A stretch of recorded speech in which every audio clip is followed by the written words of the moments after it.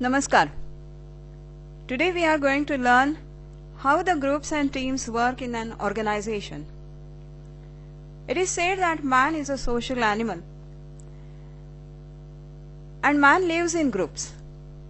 Since ancient times, human beings have started forming the groups. In these groups, human beings interact with each other. Human beings try to fulfill their aspirations, and through the group they try to achieve those aspirations. Modern organizations are no exception for these ancient times. Even in our individual lives, we are interested and we tend to become a part of a group. The group which gives us identity, the group which gives us social recognition. And therefore group becomes a very, very important part of one's life. Today's organizations, they have groups because human beings are working in those organizations, and these human beings tend to form the groups, either formally or informally. And today we have to learn how these groups are formed, what we mean by group, and explain the significance, the roles and the norms of forming these groups. Also we have to learn how these groups are formed, what are the norms and how the groups are developed, what are the stages in the development of a group. Also we have to explain how the groups differ from team and whether teams and groups with their own differences, how they play their role and whether they are significant for any organization. Let us see first of all what is a group. Normally in our day-to-day life also we form the group. And so a very common definition of group is two and more individuals interacting, coming together to achieve particular objective. You can take an example. In today's scenario, people go for morning walk, and in their morning walk, initially every individual is walking on his or her own. After some days, they try to smile to each other, and then slowly they start interacting with each other and they form joggers group, and then they have certain objective to achieve. What is that objective they intend to achieve? How to make that jogging track still more interesting, how to keep it clean, how to celebrate various festivals at the jogging track, and so on. There can be n number of objectives.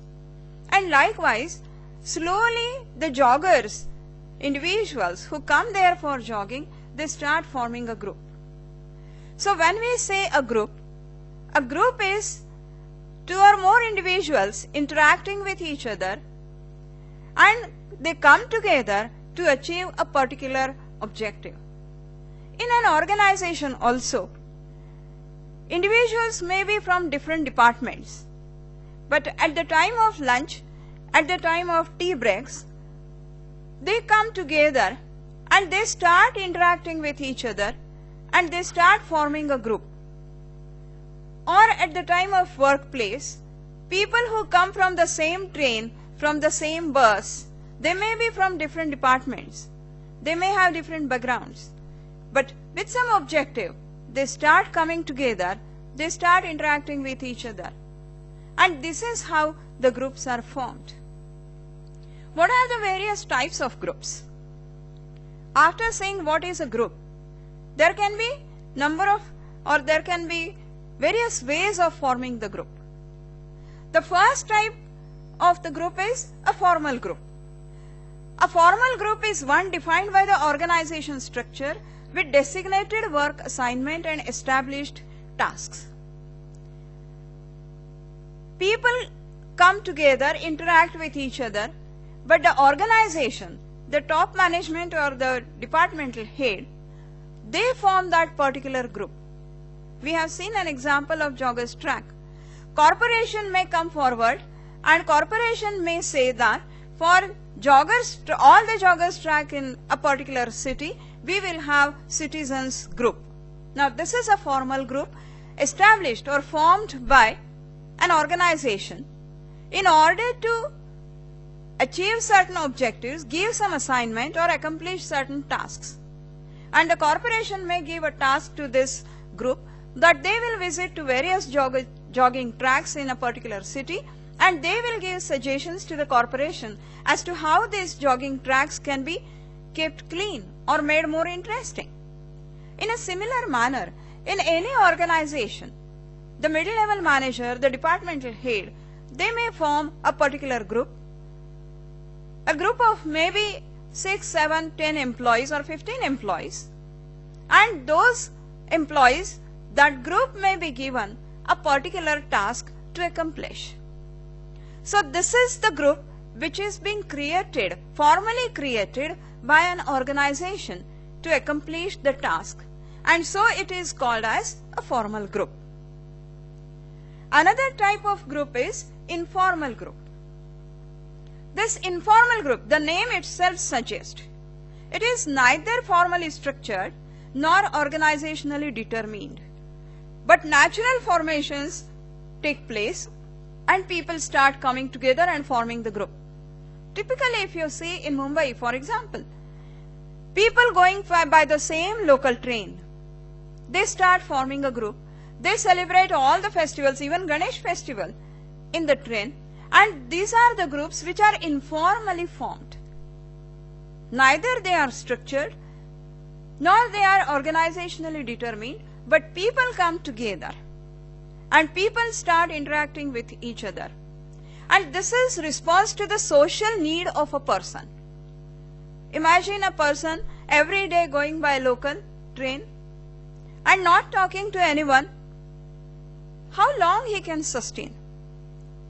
Because as I said in the beginning, man is a social animal. To make their journey still better, anyway they have to travel by local train. So make their journey more interesting. This is a social need felt by individuals, and because of this social need, they come together and they form the group. This is known as informal group. There is no specific task as such to accomplish, but to fulfill the need of social contact, individuals come together and they form the informal group. Then a third type of group may be a command group. A command group is determined by the organizational chart. It is composed of individuals who report directly to the given manager. So a particular group is formed and that group is given accountability that you will complete this particular task and you will report to a particular person, a particular manager. So that group is under the command of a particular manager, and that is called as a command group. Then another type of group is a task group. Organizationally determined group, it represents individuals working together to complete a job task. For a particular job work, a group is formed considering the compatibility, complementariness of the various skills those are possessed by those group members. A group is formed. Even in our day-to-day life, maybe a corporation may feel that if we have to resolve the drinking water problem of a city, we can form a group which will compose of various experts and citizens of that particular city, and the task group may be given an assignment that study the drinking water problem of this city and give the suggestions. So even in our public life, a task group may come into existence. In an organization also, suppose an organization intends to expand or diversify. Now whether to diversify and how to diversify, in which area to go, the organization may appoint a task group and they may ask the person concerned that give the suggestions as to how we can diversify. So this is a group which is formed to accomplish a particular task. As soon as that study is over and suggestions are given, the group is dissolved. So the group comes into existence specially and specifically to accomplish that particular task, that particular assignment only. This is known as a task group. Then we have another type of group which is called as interest group. Those who are lovers of tennis, for example, may come together. Those who are lovers of movies, for example, they form a film group, film appreciation group. So people may affiliate to attain a specific objective with which individuals are concerned. This creates interest group. So films group, film appreciation group may come into existence because all of them, they are interested in promoting good films and make people aware as to how they should appreciate the film.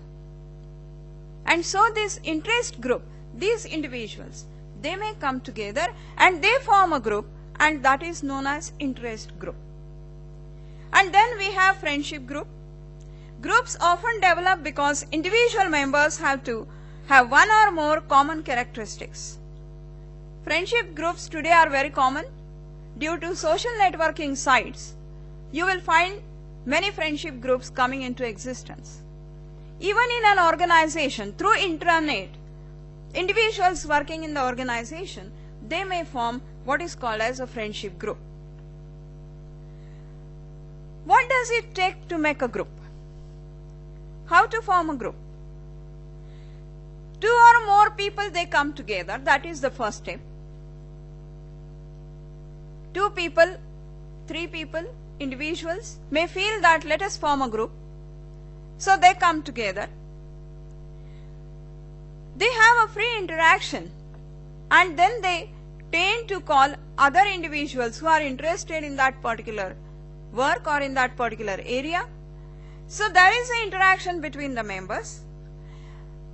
With that interaction, they establish a common identity that okay, we all are interested in making our organization or in reducing the waste from our place, from our department. So common identity is established. How to reduce waste? How to reduce use of paper, for example. So common identity is established, and then common purpose is established. So we want to reduce waste, or we want to reduce the use of paper. How to go about it? And the group members then interact with each other and they come out with a solution. So this is how the group comes into existence. Why do people want to form a group? As I said in the beginning, man is a social animal, and so social identity theory is most interesting and most commonly accepted, that why people want to form a group. Every individual takes pride in saying that or in accomplishment of a particular task. But in today's times, there are rarely any tasks which individually we can perform. And therefore it is necessary that we all come together, interested people come together, individuals come together, and they form a group, and through that group we accomplish. Individuals, today's scenario or today's world, individuals cannot do anything. And so every individual will take pride in saying that I'm part of that particular group which has these accomplishments. And so this theory says that people have emotional reaction to success and failure. And therefore when people come together and they accomplish, their self-esteem gets tied up with the group, and everyone tries to accomplish the task for which that group is being formed. So the social identity theory says that once or individuals' social needs, self-esteem, or individuals' desire to accomplish certain things, certain tasks, makes him or her to become a part of a group. Why do people develop social identity? Because people have same values or characteristics. Individuals living in a particular city, for example, or in a particular part of that particular city, demographic similarity is there. And so individuals living in that city or in that or in a particular part of the city, they have affinity for that city or that part of the city, and they come together. Status.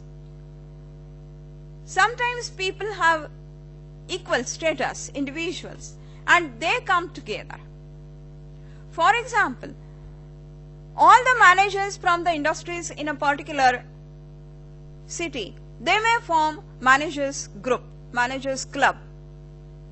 Status wise they are all equal, and therefore they want to share certain common things among themselves, and they come together.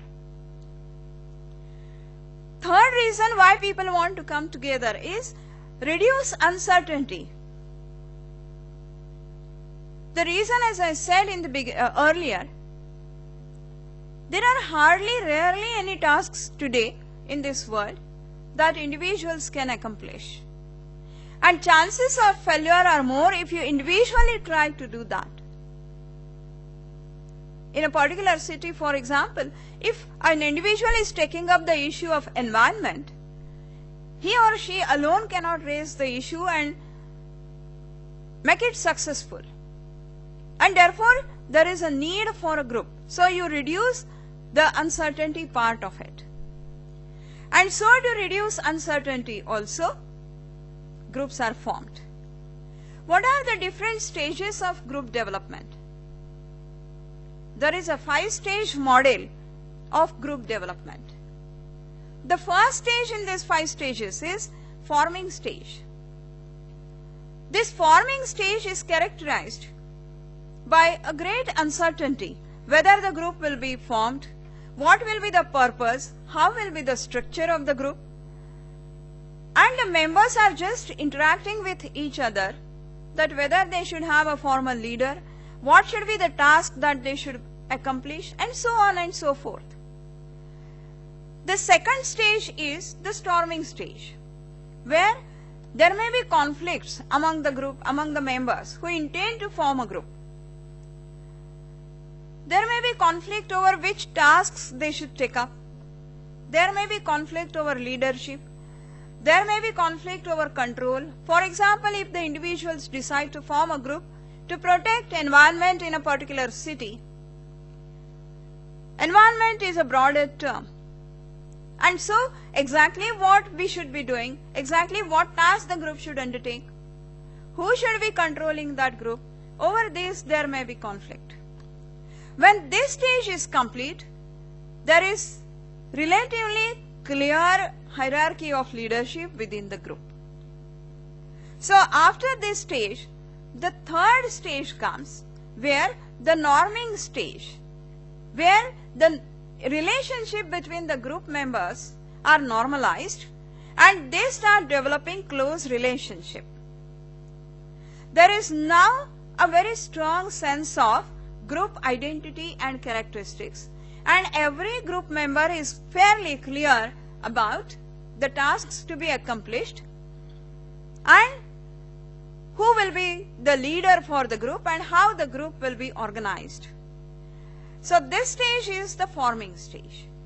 Then the fourth stage is the performing stage. Now the group actually starts working, and the group energy is moved from getting to know to actually performing the tasks. So every group member knows what he or she is expected to do to achieve the task or to achieve the objective that is being set, and then together all the individuals, they start performing to achieve that particular task. And the last stage is adjourning stage. For a permanent group, fourth stage is the last stage. But there may be the groups which have come into existence only for a specific purpose. As I said earlier, for example, in an organization, if the group has come into existence to suggest to the top management what should be or how the company should go for diversification, the moment that suggestion is given, the group task is over, and so the group activity comes to an end. So for this kind of a group, this fifth stage is there. But for another type of group, as I said earlier, a group has come into existence to protect the environment of the city. The group may continue because that is a perpetual issue, and the group may carry on its activities. And so there is no adjournment of that group. Now, what is group dynamics? How people come together, how they build relationship, how they interact with each other. All this comes under group dynamics. Why people come to the groups? Attractiveness of the group is the most important thing which makes people get attracted to a particular group. Initially, the members may be very less. As earlier the example is given, film appreciation group. Initially, the members may be very less. But the group performs so well and the group activities are appreciated by many people, and so the group becomes very, very attractive. And people are eager to join the group. That is what we call as attractiveness of the group. And another thing is cohesiveness of the group. How far the individuals who are in the group, they are close to one is saying, another is singing the same tune. And this cohesiveness of the group attracts people to that particular group. What are the various roles? Socially determined ways of behaving in a specific position.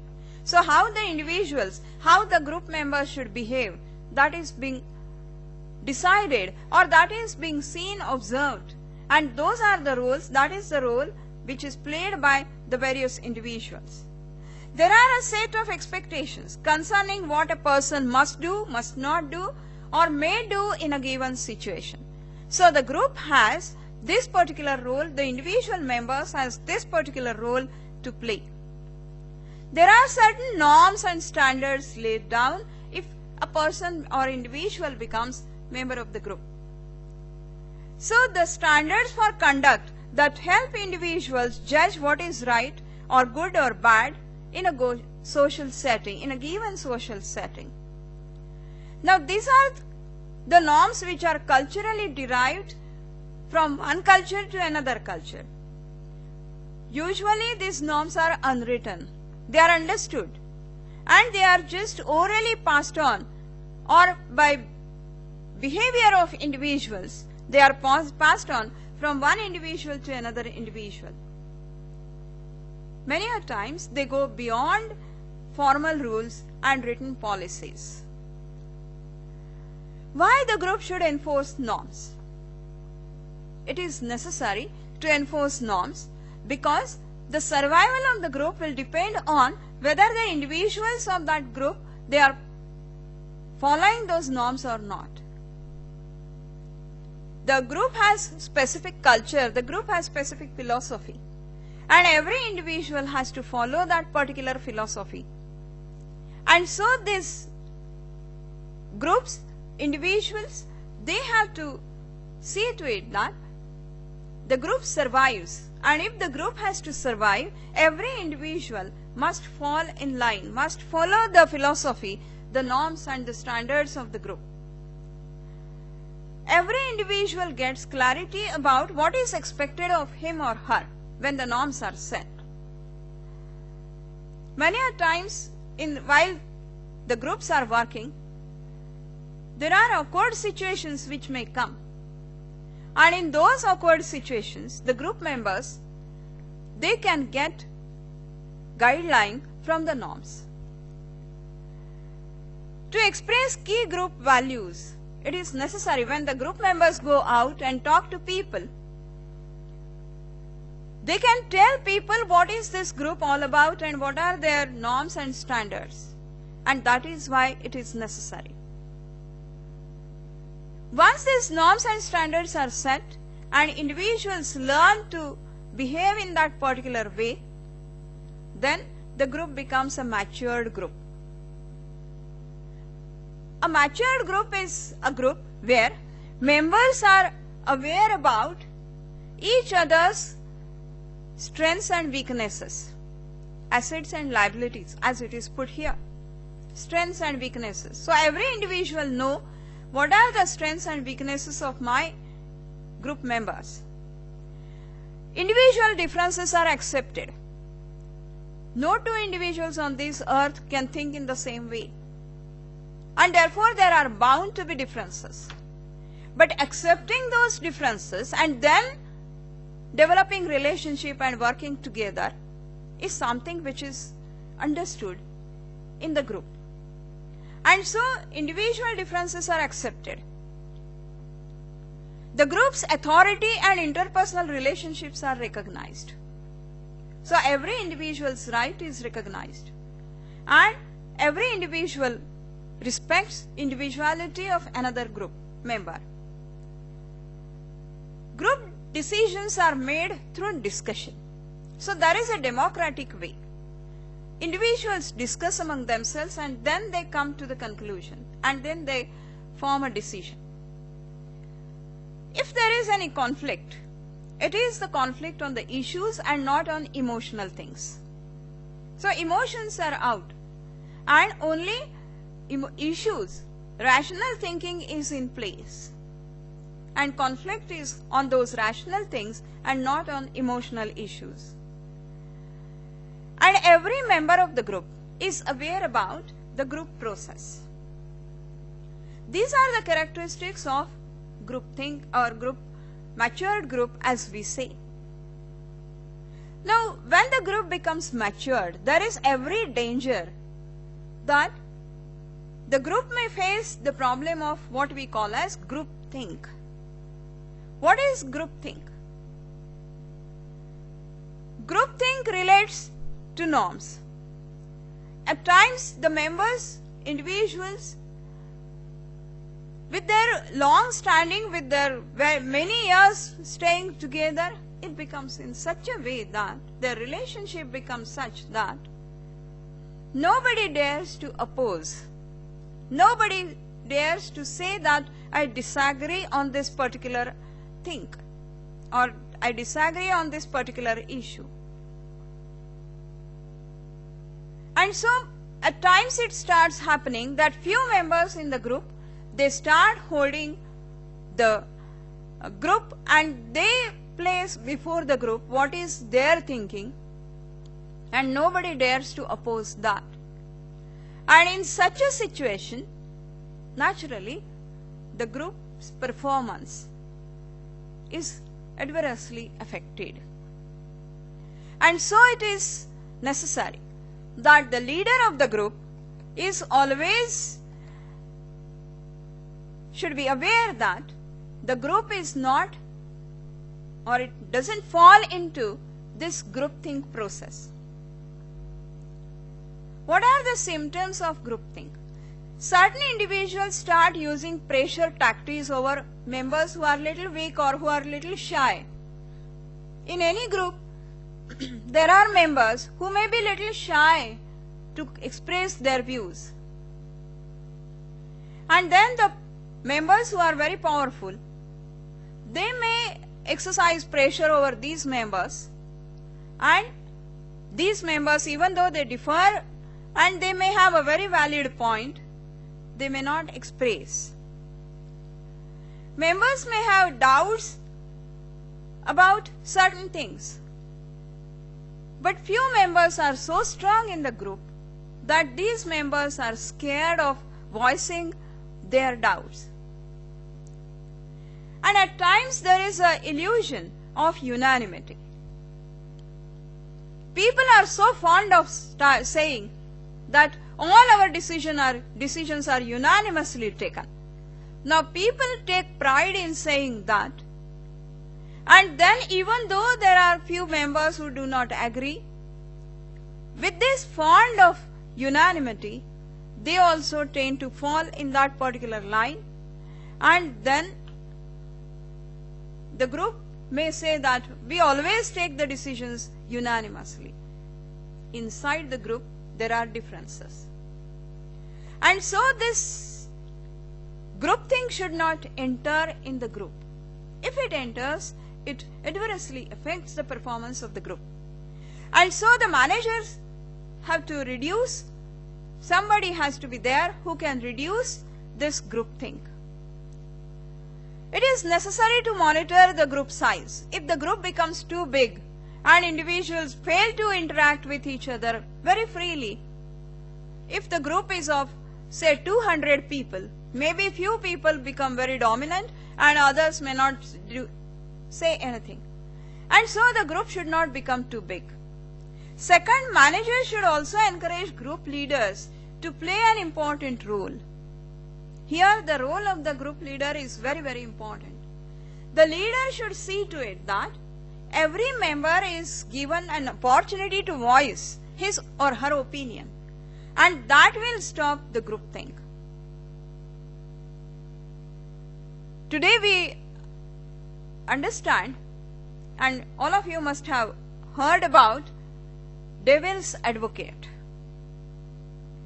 A member should be assigned the role of devil's advocate, which means that that member or those 2-3 members, they should be given a role that whatever discussion is going on, this member's role is to challenge the majority position and give a different perspective. So this devil's advocate, this role can be given to certain members. Another way to stop groupthink is to use exercise stimulate active discussion of diverse alternatives without threatening the group. So there has to be open discussion, and it may take hours together to discuss, doesn't matter, but open discussion should be allowed. And again, one more thing can be done, requiring members to trust focus on negatives of an alternative makes the group less likely to dissenting views and more likely to get objective evaluation. Every individual group member should make the objective evaluation of what is being discussed, and then probably the group may not start, or the group may not fall in the groupthink process. And so it is necessary that the manager's role become very, very important. Now once we have seen what is groups, let us go to another important concept, and that is what is a team. We have seen what is group. Now what is team?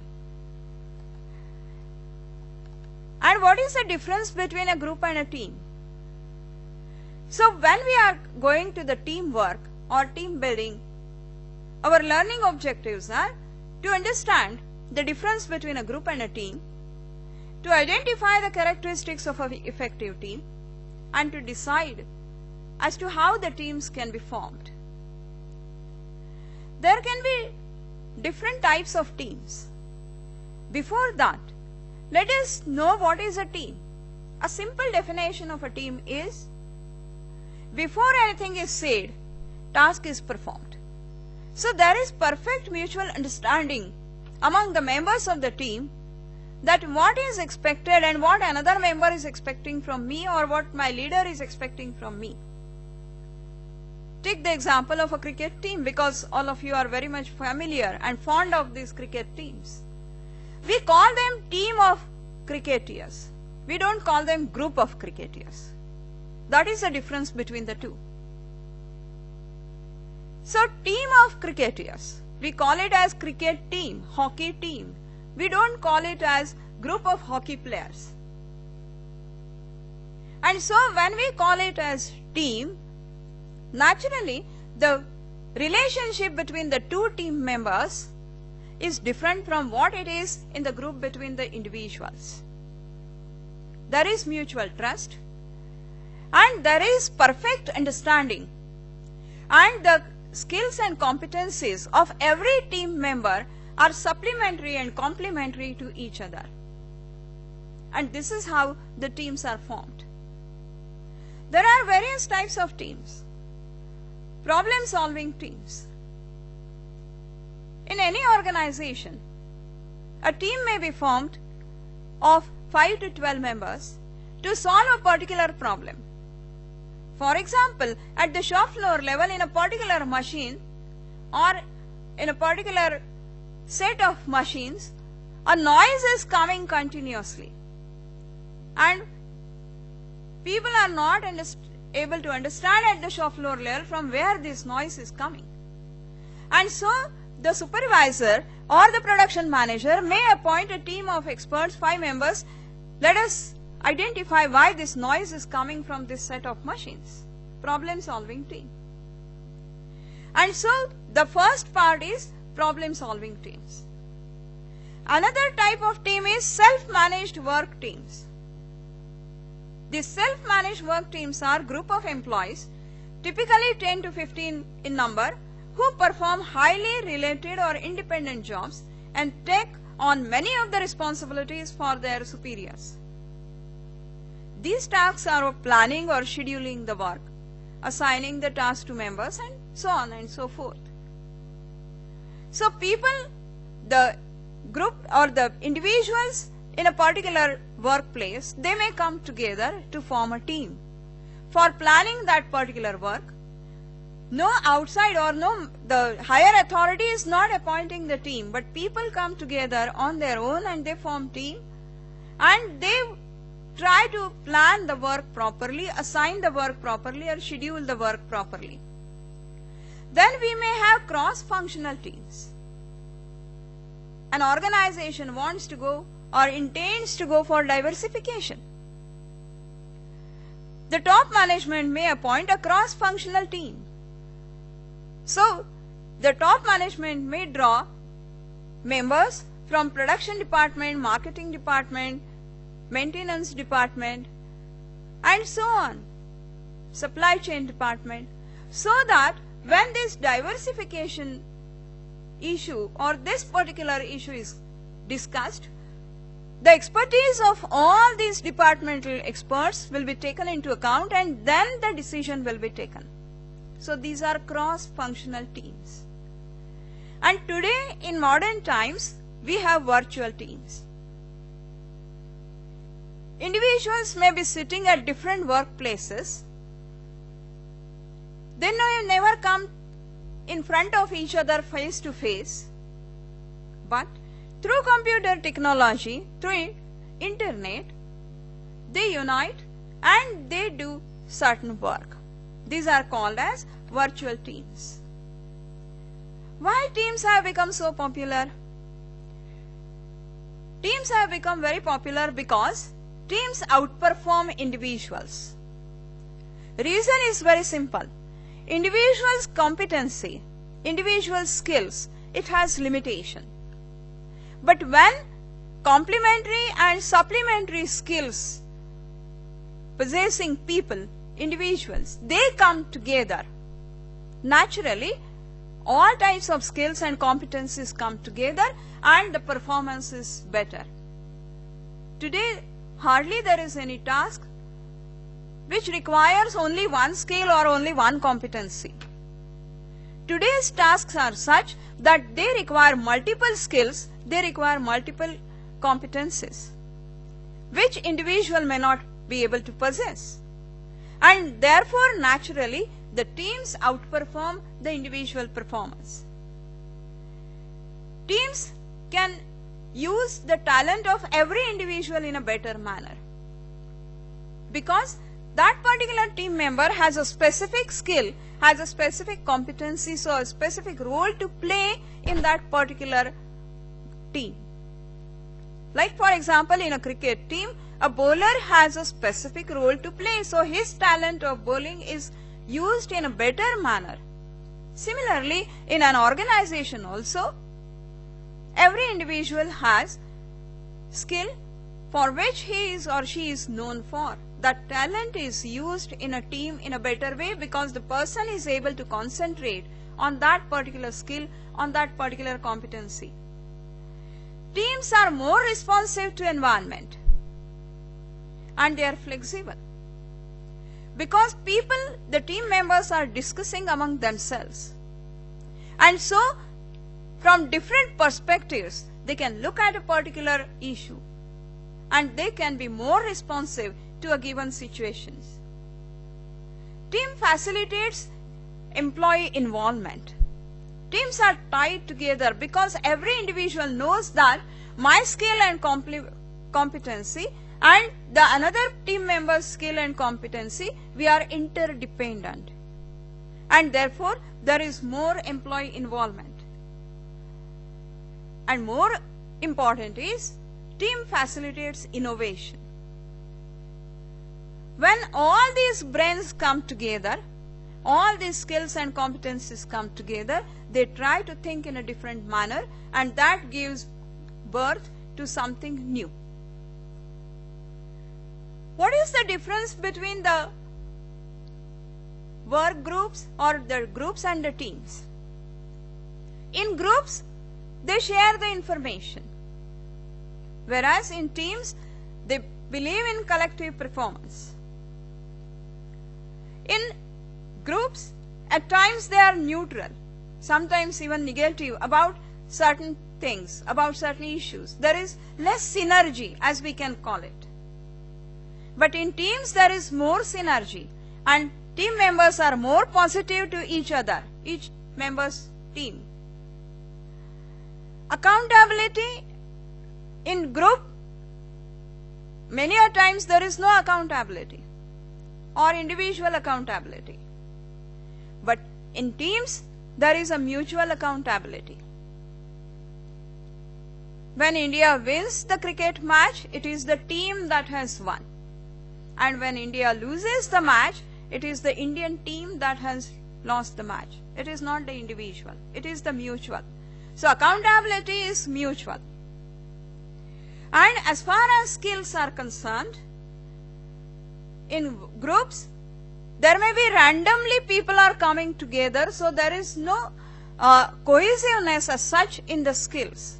But in teams, carefully selected people are come together and therefore their skills are supplementary and complementary to each other. And therefore, you will find that various types of teams which come into existence, how they become effective. So, team effectiveness, it will depend on various factors.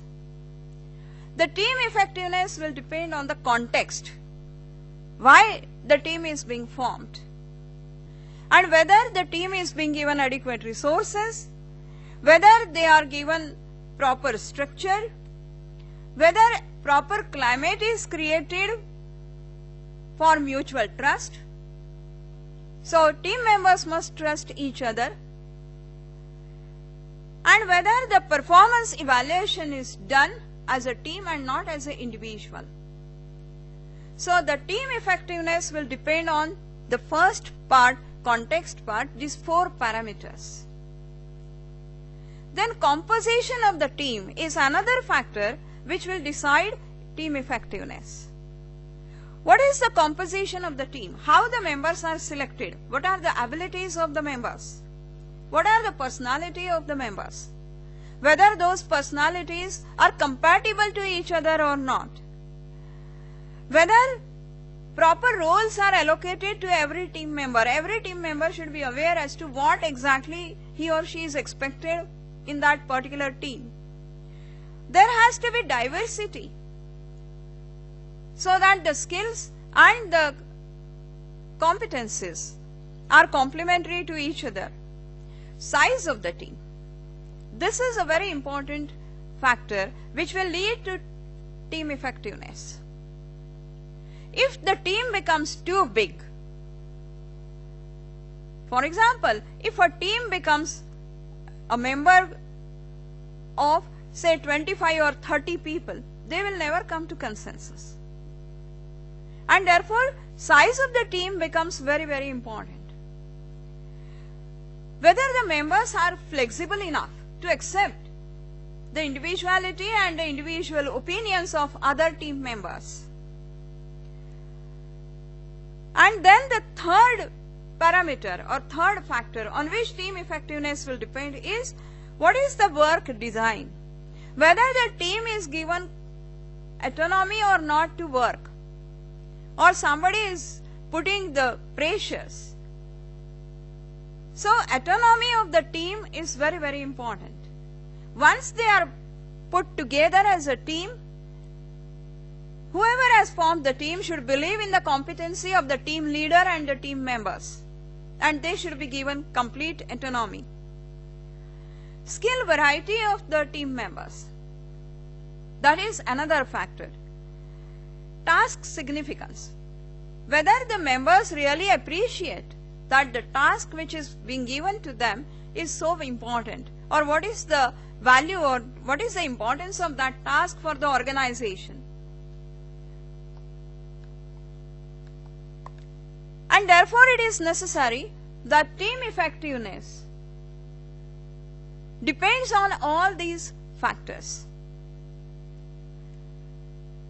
As I said in the beginning, in today's organizations, teams have become very prominent because teams outperform the individual performance.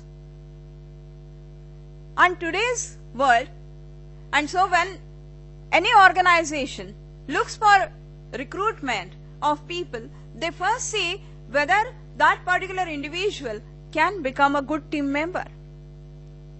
And later on whether the person has potential to become a good team leader. So first, one must try to become a good team member. Develop that trust. Honor the dignity of another individual or team member. Appreciate the skills and competencies of another team member. Be flexible.